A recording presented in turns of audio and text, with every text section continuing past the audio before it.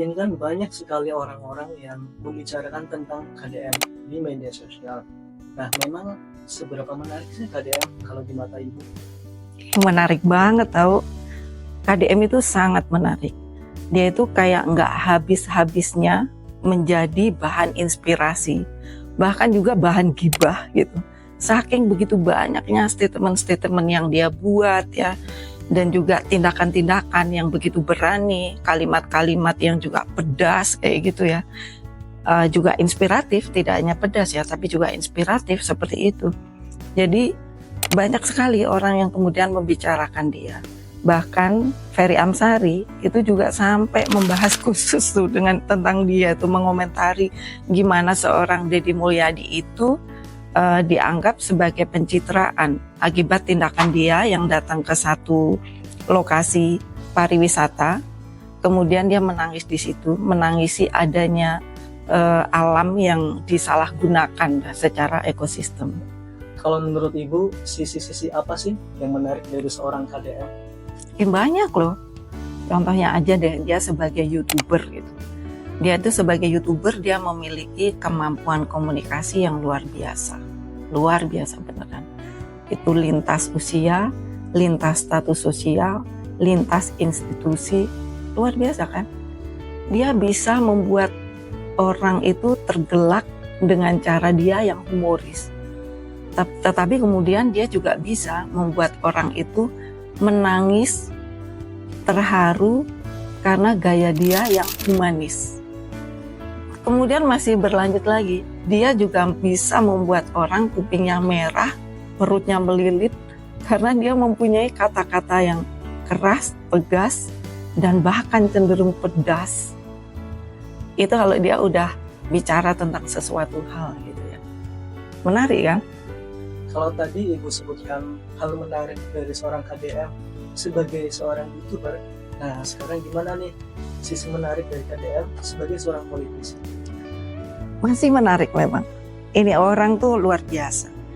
Dia itu sebagai politisi memang sangat mumpuni.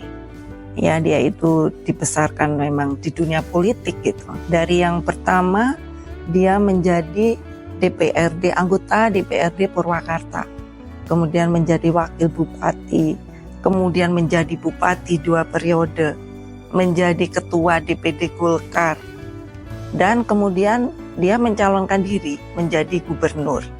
Sebelum akhirnya sekarang ini dia menjabat gubernur dan menang telak di 61%. Sebelumnya dia itu sempat kalah gitu dengan KRK, gitu dia kalah di 25%, 32%. Nah di situ itu yang kemudian menjadi bisik-bisik banyak orang bahwa sekarang itu KDM sangat proaktif untuk mengevaluasi, menganalisa, dan kemudian mengkritisi kebijakan-kebijakan dari KRK itu.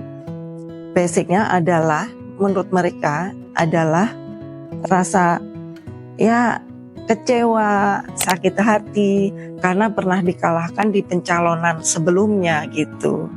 Kalau setelah menjadi gubernur, menurut Ibu gimana? Masih unik beneran deh. Dia itu di hari pelantikan, dia menyampaikan untuk siapapun yang akan mengirimkan karangan bunga, kalau itu belum dibuat dan belum dikirimkan, tolong diganti dengan benih padi. Coba gimana dia bisa kepikir kayak gitu. Karena Kang Deddy menyatakan bahwa ini akan dibagikan kepada seluruh daerah yang ada di Jabar. Coba mana ada se-Indonesia, bahkan mungkin sedunia ya, bisa kepikir se-inovatif ini gitu, se-kreatif ini gitu. Jadi karangan bunga diganti dengan benih padi. Unik gak? Unik itu. Di hari pertama itu ya, dia sendiri juga menyampaikan hal-hal yang sangat menarik, sangat luar biasa. Nih saya bacain program-program dia nih. Yang pertama, akses yang baik untuk kesehatan. Bayangkan, dia udah berpikir di situ, dia menjelaskan ya bahwa setiap orang tuh harus memiliki akses terhadap pelayanan kesehatan. Jadi untuk masyarakat yang kurang mampu pun harus mendapatkan akses kesehatan. Jangan sampai ketika mereka sakit, menurut Kang Deddy ya, mereka harus mengurus dulu administrasinya gitu. Jangan sampai terjadi seperti itu, tuh kan? Perhatian dia terhadap masyarakat tuh sampai segitu gitu. Nah, kemudian dia juga menyampaikan tuh akses terhadap pendidikan. Ini penting juga kan. Nah, kemudian akses terhadap irigasi yang baik di pertanian. Kemudian dia juga menyampaikan gunung harus dijaga dari penggundulan. Bahkan kepikir juga gitu loh, dia itu memberi insentif terhadap masyarakat yang menghasilkan oksigen dan mata air. Jadi gunung-gunung itu dengan tidak digundulin itu kan menghasilkan oksigen. Bayangin, dia itu kepikir aja memberi insentif terhadap masyarakat yang menjaga itu gitu. Jadi saya tuh juga kepikirnya, wah ini orang gila tuh sampai sedetil itu gitu memikirnya ya. Kemudian beliau juga menyampaikan tata ruang yang harus dibenahi agar tidak terjadi kehancuran akibat ekosistem, industri harus dilindungi dan segala macam. Itu luar biasa sih. Seolah-olah seorang KDM itu amat sangat memahami apa yang sekarang itu menjadi tantangan di daerah Jabar gitu. Dan pada saat yang sama seolah-olah itu memiliki obatnya gitu, solusinya terhadap semua itu loh luar biasa. Dan semua itu tuh sama dia disampaikannya tuh dengan sangat santai gitu ya, enak gitu. Padahal itu isinya tuh daging semua gitu. Bisa loh dia begitu.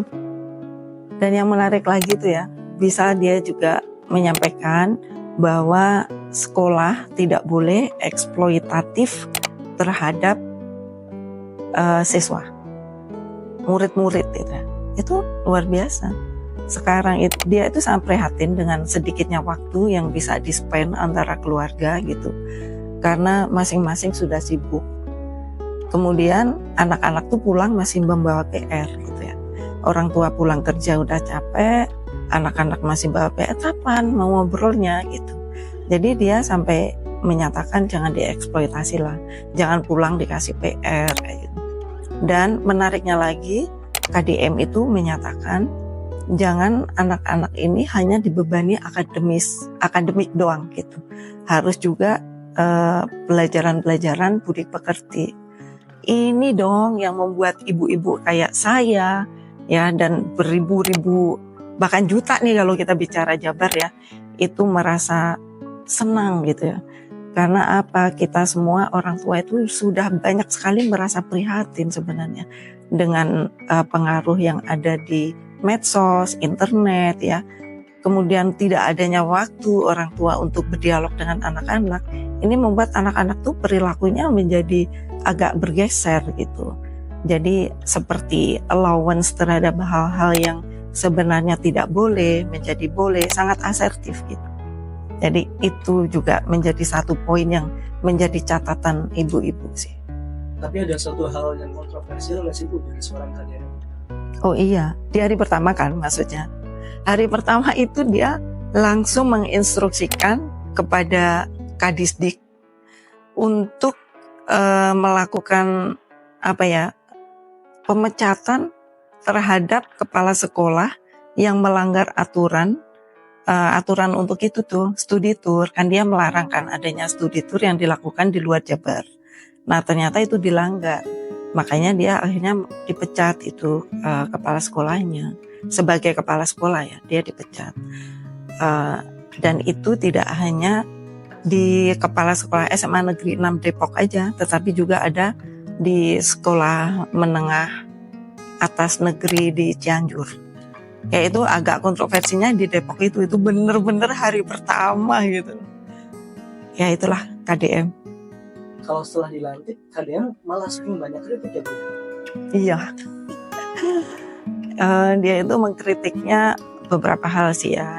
Yang pertama itu benar-benar di awal-awal gitu ya. Kayak misalnya dianggapnya KRK itu kurang peduli terhadap desa gitu. Jadi kayak uang-uang untuk pembangunan desa itu dianggapnya terlalu kecil sehingga tidak cukup untuk membangun desa. Dan dianggap juga sama KDM itu kayaknya KRK itu lebih fokus pada proyek-proyek yang disebutnya itu proyek mercusuar gitu. Nah kalau kata KDM tapi juga gini sih, proyek mercusuar itu juga penting, tapi jangan sampai mengorbankan gitu proyek-proyek pembangunan desa. Gitu. Terus ada lagi tuh yang lebih menarik ya, kritik KDM itu tentang TAP dan TAJJ. TAP itu Tim Akselerasi Pembangunan. TAJJ Tim Akselerasi Jabar Juara. Itu tuh dikritik habis-habisan tuh sama KDM. Karena apa? KRK itu merekrut 1.740 orang yang disebutnya sebagai tim ahli ya, dan itu sampai menghabiskan dana 111 miliar. Nah, buat KDM ngapain sebesar itu dananya dan total orangnya juga segede itu. Sedangkan buat KDM juga ini dananya terlalu besar, menghabiskan anggaran, tetapi hasilnya tidak kelihatan. Itu anggapan dari KDM. Karena itu KDM kemudian menghapus tim itu di eranya dia. Ada yang lebih pedas nggak Bu? Yang cabenya banyak gitu. Ya kalau yang lebih pedas lagi itu ada satu sih sebenarnya yang dikeluhkan gitu dari awal, hutang. Jadi warisan hutang itu tuh yang gedenya itu sampai 3,4 T. Yang bahkan itu harus dicicil sampai tahun 2029. Di mana itu sampai masa akhir jabatan KDM gitu. Itu tuh buat KDM wah, apalagi hutang itu sebenarnya diambil dari dana PEM-nya. Dan kemudian hutang itu sebagian dipakai membangun Masjid Al-Jabar, dan yang lebih dikeluhkan lagi sebenarnya adalah pemeliharaan dari masjid itu per tahun 42 M. Nah itu tuh buat KDM wow banget gitu, duit segede itu gitu tuh. Jadi seharusnya itu memang bisa dipakai untuk membangun hal-hal yang jauh lebih bermanfaat untuk masyarakat. Itu sih poin dari KDM sebenarnya sih. Kalau yang Bang BJB gimana tuh? Kasus BJB kewenangan yang dimiliki oleh KPK. Yang terpenting bagusnya itu sebenarnya KDM itu tidak pernah mengkritik langsung sih. Nggak pernah dia. Dengan baik. Pernah baca nggak kan? Regulasi hukum dia itu nggak mengkritik langsung, tetapi dia membuat statement yang sangat tegas terkait dengan itu. Mungkin bisa dilihat langsung aja, ini cuplikannya. Dan ini adalah momentum BJB untuk melakukan perbaikan, pembenahan, restrukturisasi, realokasi pembiayaan yang harus dilakukan. Jadi jadikanlah pemeriksaan KPK ini hikmah untuk berbenah.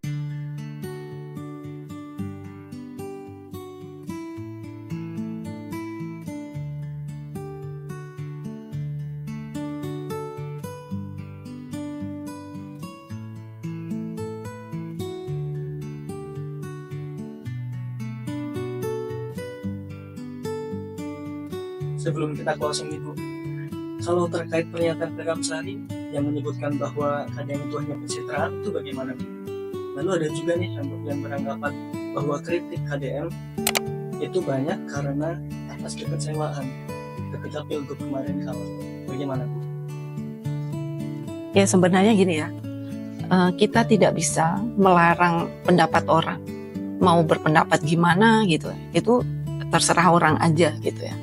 Tetapi kalau berkaitan dengan apakah KDM itu melakukan pencitraan yang ketika dia menangis itu, saya rasa sedikit yang saya tahu ya tentang KDM itu, bahwa KDM itu memang pecinta lingkungan, ya sangat memuji alam kayak gitu kan, pecinta alam juga ya. Terus merawat alamnya itu yang seperti apa, seperti halnya mempunyai keyakinan bahwa kayak gunung itu memberi penghidupan kayak gitu-gitu kan. Jadi ketika apa yang dia yakini itu memberi penghidupan, kemudian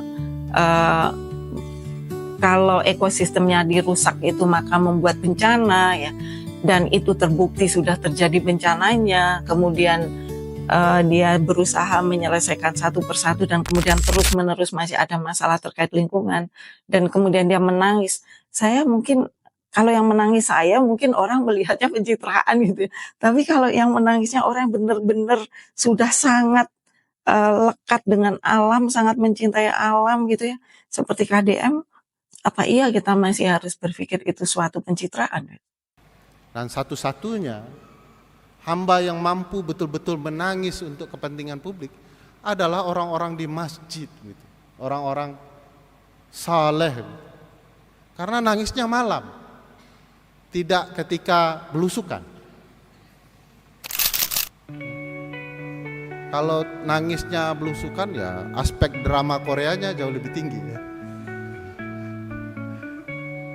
Tapi ya jangan dianggap tidak penting juga itu bersedih gitu. Sepanjang kemudian kebijakannya betul-betul mampu mengubah berbagai hal. Ini ya sebenarnya kasihan loh Ferry Amsari itu. Gara-gara dia state seperti itu dihajar habis-habisan sama netizen. Tapi kalau saya bicara begini maksudnya ada membela atau apa ya, sedikit memberikan penjelasan yang mungkin menguntungkan KDM ya. Itu karena memang menurut saya begitu gitu, bukan karena saya takut netizen itu akan gimana saya kayak ke Ferry Amsari loh ya, bukan. Nah kalau terkait dengan KRK, apakah benar sebenarnya KDM itu melakukan kritik-kritik terhadap kebijakan-kebijakan KRK itu karena masa lalu yang pernah kecewa, karena pernah kalah gitu ya. Itu kita perlu melihatnya begini, kritiknya itu bagaimana penyampaiannya, apakah disampaikan diiringi dengan bukti-bukti, data-data misalnya gitu.